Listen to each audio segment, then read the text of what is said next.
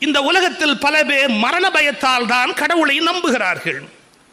தனக்கு மரணம் வந்துவிடுமோ என்ற பயத்தால் கடவுளை நம்புகிறவன் முட்டாள்கள் தலையான முட்டாள். இந்த உலகத்தில் கடவுள் என்பது என்ன என்று உணர்ந்து எது பரமாத்மா எது பரம்பொருள் என்பதை அனுபவத்தில் கண்டறிந்து யாம்மையா கண்டவற்றுள் இல்லை என்று வள்ளுவன் பேசினானே, அதுபோல யான் கண்டது என்ன என்று யார் பேசுகிறானோ அவன்தான் ஞானியாக முடியும். படிப்பாளி வேறு, அறிவாளி வேறு, படித்த முட்டாள்கள் என்பவர்கள் வேறு.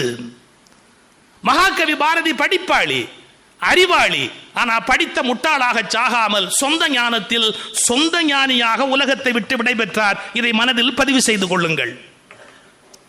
இதை வடிவமைப்பதுதான் இன்று என்னுடைய பேச்சினுடைய நோக்கம்.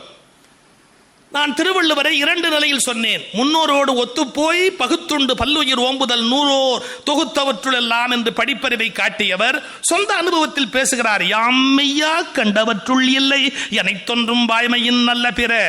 அடுத்தது, ஏற்கனவே முன்னோர்கள் சொல்லாததை தான் பிரகடனப்படுத்துகிறார். எப்படி பிரகடனப்படுத்துகிறார்? இறந்தும் உயிர் வாழ்தல் வேண்டின்.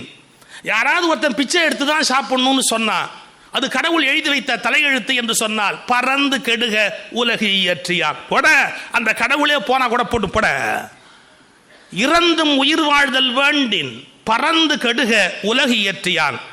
நீங்கள் நான் சொன்ன பகுத்துண்டு பல்லுயிர் ஓம்புதல் அவருடைய நூலறிவு, யாம்மையா கண்டவற்றுள் அவருடைய அனுபவம், பறந்து கெடுக உலகு இயற்றியான் என்பது அந்த ஆத்மாவின் பிரகடனம். இன்றைக்கு படிப்பறிவால் ஞானியாக முடியாது, இரவல் அறிவால் ஞானியாக முடியாது. ஆத்மாவின் பிரகடனத்தால் தான் ஒருவன் ஞானியாக முடியும் என்பதற்கு வள்ளுவன் எப்படி ஒரு அடையாளமோ அப்படி பாரதி கம்பனையும் மற்றவரையும் மேற்கோள் காட்டிக்கொண்டே வந்தவர். வேதங்களையும் மற்றவற்றையும் கொண்டாடியவர். ஒரு எல்லையில் தான் யார் என்பதை விசுரூபம் எடுத்து காட்டுகிறார். அங்குதான் பாரதியின் ஆன்மாவை நீங்கள் தரிசிக்க முடியும். கொஞ்சம் கடினமான பகுதி என்றாலும் என்னோடு நீங்கள் ஒத்துழைக்க வேண்டும். காரணம், ஆத்ம தரிசனம், ஆத்ம அனுபவம் அத்துணை சுலபமானது அல்ல.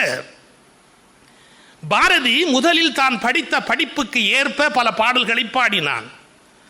தான் கேள்விப்பட்ட விஷயங்களுக்கு ஏற்ப சில பாடல்களை உலகத்தில் முன்வைத்தார். பிறகு ஒரு எல்லையில் அந்த சிங்கம் அடங்க மறுத்துவிட்டது.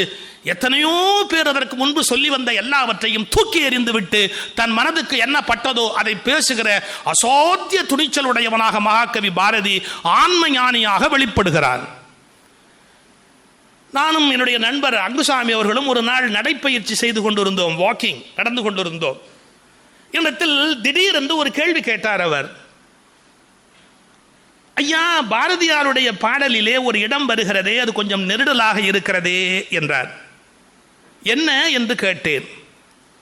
அந்தணனாம் சங்கராச்சாரியன் மாண்டான், அதற்கடுத்த ராமானுஜனும் போனான். வார்த்தை கவனிங்க. ஆச்சாரிய பரம்பரையில் இருந்த மிகப்பெரியவர்களை பாரதி பாடுகிறான். அந்தணனாம் சங்கராச்சாரியன் மாண்டான், அதற்கடுத்த ராமானுஜனும் போனான், சிலுவையிலே அடி உண்டு இயேசு செத்தான். சிலுவையிலே அடி உண்டு இயேசு செத்தான். தீயதொரு கணையாலே கண்ணன் மாண்டான். ஒரு கணையினாலே கண்ண பரமாத்மா இறந்து போனார். தீயதொரு கணையினாலே கண்ணன் மாண்டான். பலர் புகழும் ராமனுமே ஆற்றில் விழுந்தான்.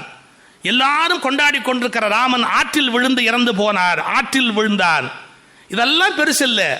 சங்கராச்சாரியன் மாண்டான், ராமானுஜன் போனான், கண்ணன் இறந்து போனான், சிலுவையிலே அடி உண்டு இயேசு செத்தான், தீயதொரு கணையினாலே கண்ணன் மாண்டான், பலர் புகழும் ராமனுமே ஆற்றில் விழுந்தான். அடுத்த வார்த்தை, பார் மீது நான் சாகாதிருப்பேன். இது படிப்பறிவு உள்ளவனுக்கு வராது.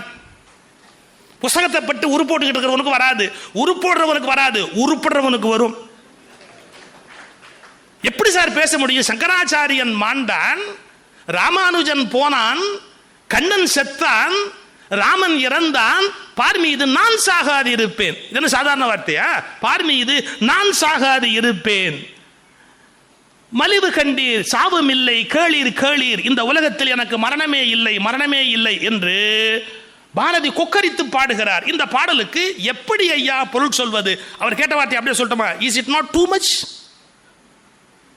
ஏன் சார் அவரு போயிட்டார் இவர் போயிட்டார்னு கண்ணனையும் ராமனையும் சொல்லிட்டு நான் சாக மாட்டேன் என்று பாரதி பாடுகிறாரு. Is it not too much? கொஞ்சம் மிகையா தெரியலையா? இது ஓவர் பிளே பண்ண மாதிரி தெரியலையா?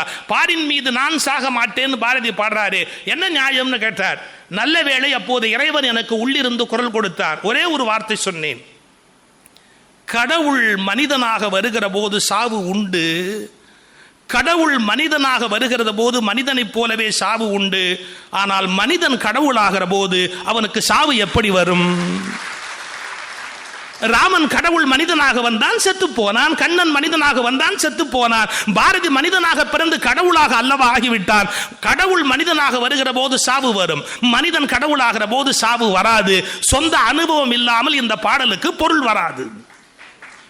இது சாதாரண பாட்டு அல்ல. இது தனக்கு மரணம் இல்லை என்பதை தனக்கு மரணம் இல்லை என்று எவன் அறிகிறானோ அந்த கணம் அவன் கடவுளாகிறான்.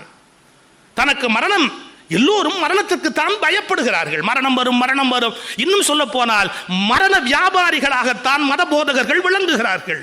மரணத்தை வைத்துதான் மிரட்டிக் கொண்டிருக்கிறார்கள். சாவு வரும் சாவு வரும் சாவு வரும் என்று யமபயத்தை முன்வைத்துதான் பல பேர் மத வியாபாரத்தை நடத்தி கொண்டிருக்கிறார்கள். தனக்கு மரணம் இல்லை என்று எவன் கண்டுபிடிக்கிறானோ, ஒருபோதும் எனக்கு சாவு இல்லை என்று எவன் கண்டுபிடிக்கிறானோ அவன்தான் உண்மையான ஆன்ம ஞானம் பெற்ற ஞானியாக மாற முடியும். ஆன்ம ஞானத்தின் இலக்கணம் அது. நீங்கள் இந்த இடத்தில் பாரதியை தரிசிக்க தொடங்கினால்தான், ஏன் மனிதனுக்கு மரணம் இல்லை என்கிற அந்த உண்மையினை புரிய தொடங்கினால்தான் பாரதியை நம்மாலே தெளிவாக ஆழமாக புரிந்து கொள்ள முடியும். நம்முடைய இந்தியாவை பொறுத்தளவில் ஸ்ருதி என்கிற வேதங்கள் பெருமைக்குரியவை. நான் எப்போதும் வெளிப்படையாக பேசி பழக்கப்பட்டவன். வேதங்களை எடுத்து படித்தால் வேதங்களில் நன்மை உண்டு, உண்மை உண்டு, சில பிழைகளும் உண்டு. வேதங்களை முறையாக படித்து பாருங்கள். வேதங்களில் உண்மை உண்டு, நன்மை உண்டு, சிறப்பு உண்டு, சில பிழைகளும் உண்டு. ஆனால் ஸ்ருதிகளை நீங்கள் என்ன செய்ய வேண்டியிருக்கிறது? ஸ்மிருதி மூலமாக காலத்துக்கு ஏற்ப அர்த்தங்களை புதுப்பித்துக் கொள்ள வேண்டிய கட்டாயம் இருக்கிறது. எங்கு ஸ்ருதி இடிக்கிறதோ அங்கு ஸ்மிருதியை கொண்டு வந்து நிறுத்தி ஸ்ருதியை காப்பாற்ற வேண்டிய கட்டாயம் பின்னால் வருகிற மகரிஷிகளுக்கு வருகிறது. மூல நூலை மாற்ற முடியாது. You cannot amend the entire constitution, but you can give new interpretation. You cannot amend the constitution, but you can give some beautiful interpretation. வேதம் புதுமை செய், பாரதியோட வார்த்தையை கவனிங்க. வேதம் புதுமை செய், come on, give new interpretations. எங்கு தேவையோ அங்கு புதிய விளக்கங்களை பிரகடனப்படுத்து. நான் ஒரு முறை புருஷ சுக்தத்துக்கு விளக்கம் சொன்னேன். புருஷ சுக்தம் என்ன சொல்லுகிறது? இறைவனுடைய முகமாக பிராமணன் விளங்குகிறான், இறைவனுடைய தோள்களாக சத்திரியன் விளங்குகிறான், இறைவனுடைய தொடைகளாக வைசியன் விளங்குகிறான், இறைவனுடைய கால்களாக நான்காம் வர்ணத்தவன் விளங்குகிறான். இது புருஷ சுக்தத்தில் எழுதப்பட்டிருக்கிற ஸ்லோகம். யாராவது அழித்து எழுத முடியுமா? அது வேதத்தில் சொல்லப்பட்டு விட்டது. அதை இப்போது மாற்ற முடியுமா? முடியாது. அந்த வேதத்தை உங்களால் மாற்ற முடியாது. ஆனால் ஒவ்வொரு காலத்தில் பிறக்கிற மகரிஷிகள் இதை மாற்றி காட்ட வேண்டிய கட்டாயத்தில் இருக்கிறார்கள். இந்த நூற்றாண்டில் போய் இவன் முகத்தில் பிறந்தவன், இவன் தோளில் பிறந்தவன், இவன் தொடையில் பிறந்தவன், இவன் காலில் பிறந்தவன் என்று பேசுவதா? பாரதியிடத்தில் போய் ஒருவன் கேட்கிறான், மிக கடுமையான ஒரு கேள்வி. இப்படி 4 வர்ணத்தை இங்கு பிறந்தார்கள் என்று சொல்லுகிறார்களே, நான் பஞ்சமன், 5வது மனிதன், நான் எங்கிருந்து பிறந்தேன் என்று கேட்டான். பாரதி சொன்னான், நீ ஒருவன் தானடா அப்பாவுக்கும் அம்மாவுக்கும் பிறந்தவன்.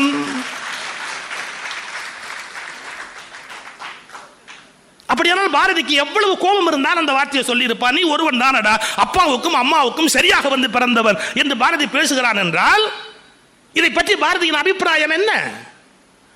இப்போது நான் புருஷ சுக்தத்தை மாற்ற முடியாது. முகம் போல் விளங்குகிறவன் பிராமணன், தோள் போல் விளங்குகிறவன் சத்திரியன், தொடையிலிருந்து பிறந்தவன் வைசியன், கால் போல் காலில் பிறந்தவன் 4ஆம் வர்ணத்தவன் என்று சொல்ல முடியாது. ஆனால் வேதத்திற்கு பொருள் சொல்லுகிற அதிகாரம் எனக்கு இருக்கிறது.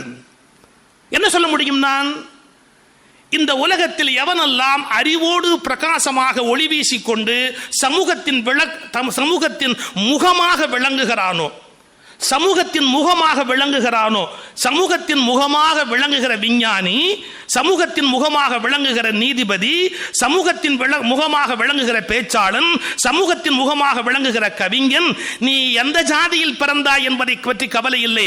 யாரெல்லாம் சமூகத்தின் முகமாக விளங்குகிறானோ அவன் இறைவனுடைய முகத்தில் பிறந்தவன் அல்ல, இறைவனுடைய முகமாக விளங்குபவன்.